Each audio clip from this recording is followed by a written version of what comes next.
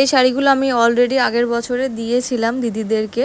আগের বছর না, ঠিক তার আগের বছরে দিয়েছিলাম, যখন আরও একদম ছোট্ট ছিল হয়েছে যে বছর, সে বছরই দিয়েছিলাম।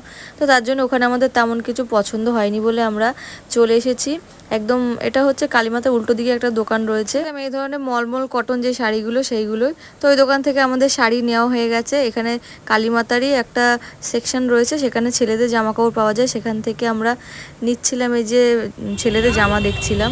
তো তারপরে চলে এসেছি এইখানে যে চিতুর জন্যে একটা ড্রেস কিনতে। চিতু এই দোকানে জামা পছন্দ হয়েছিল, আমি আগের দিন কিনেছিলাম, তো সেখান থেকে চিতু এই ড্রেসটা নিয়েছে। আর তারপর এখানে মা দুর্গা বস্ত্রালয় বলে একটা দোকান রয়েছে, ওই কালীমাতার ওই ওই একই পরপর দোকান সব, ওখান থেকেই নিয়েছি যা নেওয়ার। তারপরে আমি ওই চুড়িদারটা নিয়েছিলাম, নিয়ে এখন আমরা সবাই মিলে বাড়ি চলে যাচ্ছি, যেহেতু 10টা 15 হয়ে গেছে আমাদের আজকে শপিং করতে করতে। আর অনেক শপিং তো, অনেক কটা দোকানে এদিক ওদিক যাওয়া হয়েছে বলে